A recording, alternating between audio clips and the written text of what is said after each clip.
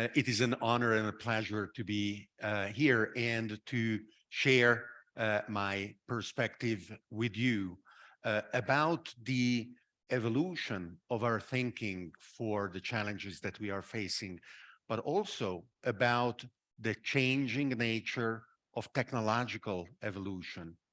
Eh, I am very happy to be addressing you, but I also would like my delivery to be only the starting point of a conversation that can and should be ongoing. Uh, I expressed some of my ideas in my book, Something New, that you can buy in a store, but also find online. But I am also very easy to follow and to engage with. So please, let's make sure that I can receive your feedback and we can keep continuing in understanding who we are and why we are the way we are or what we are going to become. In my view, a fundamental component of what we are is indeed technology. We have been defined and transformed by technology for tens and hundreds of thousands of years. And even though we love and embrace the other creatures and the other life on this planet, admittedly, we are different. The dinosaurs didn't have telescopes. And very, very recently and proudly, we can claim to have demonstrated our idea and our capability crossing from science fiction to reality in the successful mission of intercepting and potentially deviating a hazardous asteroid that the dinosaurs couldn't do. Now, our world has not only been evolving through technology at an exponential rate. What I want to share with you today is that the rate of exponential change is not what is characterizing today's world anymore. We live in a super exponential phase today. And I want to illustrate it with one example, but there are many others. Stanford University 4 years ago published their report on artificial intelligence. And plotting the data, they said, well, you know, there are two eras in the evolution of AI.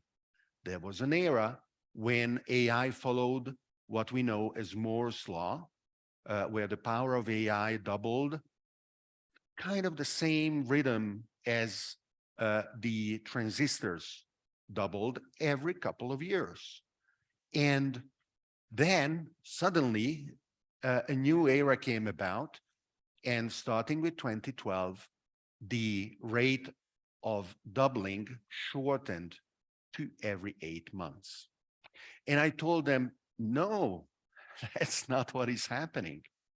What is happening is actually a more continuous change with an accelerating, with an increasing rate of acceleration.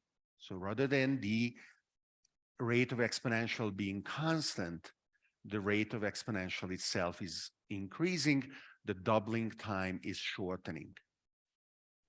And I called that the era and the paradigm of jolting technologies, where in mathematics, the jolt is the measure of the variation of acceleration. And of course, in rockets, we are very familiar with this, with the engine at full thrust. As the propellant is expelled, the rocket is capable of increasing its own acceleration. That is why during launch, actually, the engine is throttled back in order to keep the acceleration constant rather than letting it increase. The same is happening in AI with many research programs, but also products that we are seeing coming out from DeepMind, from OpenAI, and others. They are opening a new frontier of incredibly powerful technologies that have been specialized but are rapidly opening up with tens and hundreds of different kinds of applications that the same approach is able to um, address and to solve, not only at a human level, but at a superhuman level. And what is very interesting is that for these systems, there is no difference between simulation and physical reality. Their inputs are digital, regardless. So amazingly, the digital twins of our world and their worlds can be translated and tested against physical reality right away. And we are seeing examples of this where a simulated hand can then solve the physical challenges after being trained in the digital world first. The benefits of these approaches are also extremely concrete, and they don't represent gains of a few percentage points. Already many years ago, Google fully justified their $600 million purchase price of DeepMind when they released an application that drastically reduced the cooling cost of the Google data centers. AI, and most importantly, autonomous AI, is getting into the field of aerospace. We will be flying planes where the pilot is there because of psychological reasons, but we will see more and more AI-driven autonomous systems basically taking over. An important evolution in this is going to be self-driving cars. Statistically speaking, their benefit will be so overwhelming that there will be no regulator in the world that will resist the pressure of adopting them. And humanoid robots are next, changing the very social contract on which our countries, our societies are based. AI is designing policy, optimizing desirable outcomes. And most intriguingly, it is coming up with new algorithms that potentially increase the feedback loop and further support the jolting advances that we are seeing.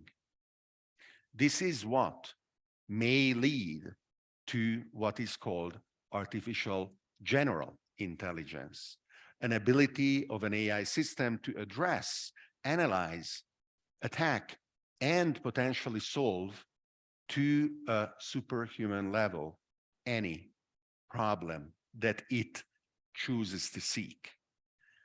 The superintelligence that we will share the planet with must not lead to the loss of human dignity, must not lead to the loss of human purpose. It is our goal and it is our task to open the conversation broadly around how we must falsify the easy sci-fi dystopias propagated by Hollywood and instead deliver benefit from these systems to all humans and all of humanity. It is already possible to experiment with what we are seeing around us and how we can coexist with advanced technologies at a deep, even intimate level.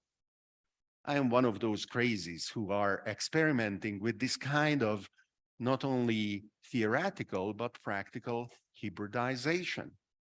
what it means to be a cyborg today. I had a chip implanted in me 10 years ago in order not necessarily to understand what are the possibilities or the limits of the technology, which is fairly trivial if we wish. It's the same NFC chip that you have in your credit cards or in your phones, even though 10 years ago it was less widely available and widely used. But in order to understand what are the implications in terms of social organization, in terms of the perception of the interaction among humans, after I finish talking in the break, you can come up and ask me to touch the chip, which can be felt beneath my skin. And half of you will recoil even to this thought. And that is what you touch. You touch the limits of your own psychological adaptability. And then you can try to train yourself to go beyond those limits, because we are at a phase transformation. And it is our choice as humans to understand what we can dream of together with our brothers and sisters, the robots, the androids, the cyborgs, because the change is unstoppable. Mars has been colonized by robots. And if we want to join them, whether on Mars, among the asteroid belt, or farther out in the stars, the challenge is for us to understand what we can become.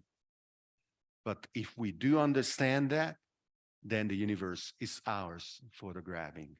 Thank you.